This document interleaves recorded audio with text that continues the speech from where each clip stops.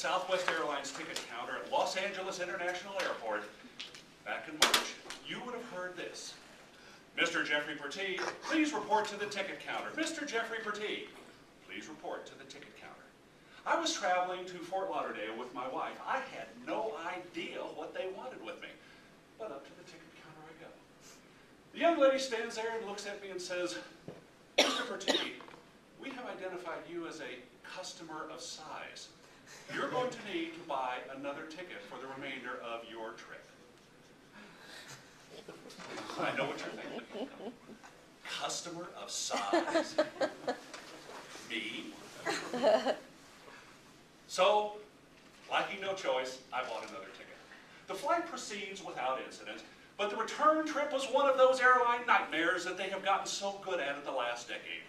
We eventually arrive at our connection destination of Las Vegas 3 hours late. Fortunately, Southwest has held the last plane for us. It was packed. My wife and I go all the way back. There are 4 seats left.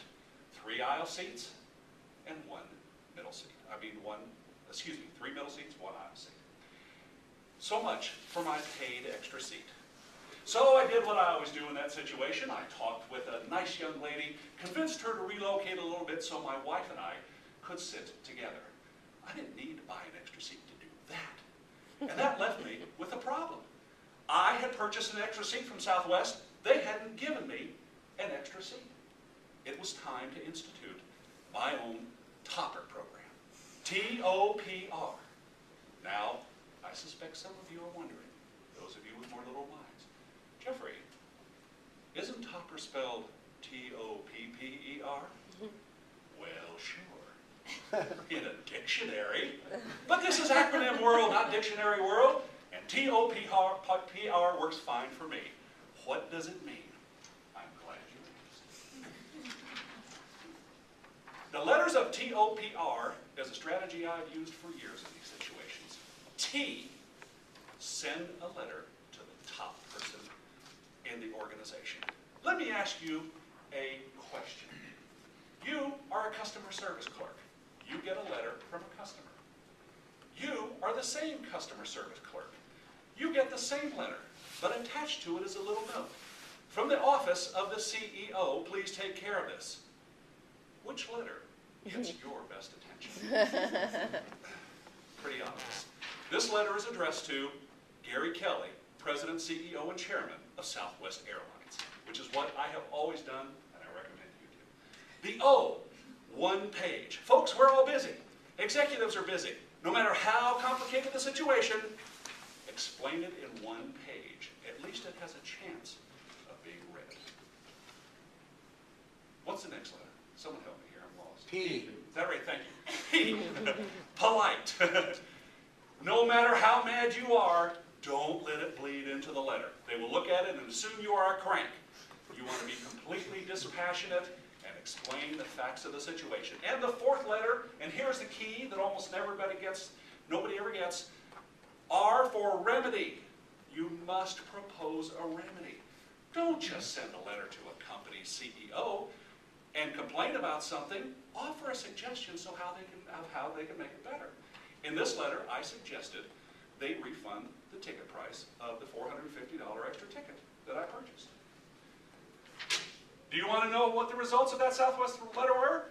Of course you do. I'm glad you asked. I wouldn't be telling you this story if the results weren't good. You know? After about 3 weeks, I got the refund of the $450. My wife and I got credit into our account a voucher for round-trip air from Southwest Airlines, and we got a $50 gift certificate as well. A pretty good result. Does the TOPR program always work? Sadly, no. I've been using this strategy for 20 years, and sometimes, no matter how careful your letter is, it just goes into a big black hole, never to be heard. I urge you to use this power for good. And as a cautionary note of someone who didn't use power for good, I'd like to share with you a story of our own company. A year ago, a customer reached out and wrote a letter to the Public Utilities Commission. Public Utilities Commission is the equivalent of our top guy. We pay close attention when a complaint goes to the Utilities Commission. customer from Tahoe complained that his bill had gone up enormously in the last year, that he was a poor, unemployed individual and wanted a lower electric rate for his bill. Well, we put the whole team on it, set out to do this investigation. Our team did not discover anything wrong, but we did learn something interesting. About a year prior to his complaint, he had a huge increase in usage.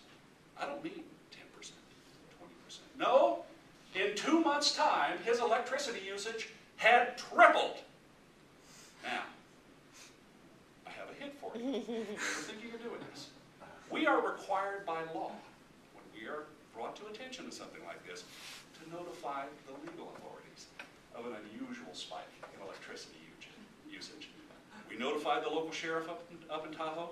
Sure enough, 3 days later, this customer found himself under arrest for the crime of growing in his basement a huge, large-scale marijuana farm. Yes, in order to save a few lousy bucks on his electric bill, he found himself under arrest, all his plants seized, and all of his equipment seized as well. So, ladies and gentlemen, this is an enormous power you've been given today, but again, I urge you, use it only for good.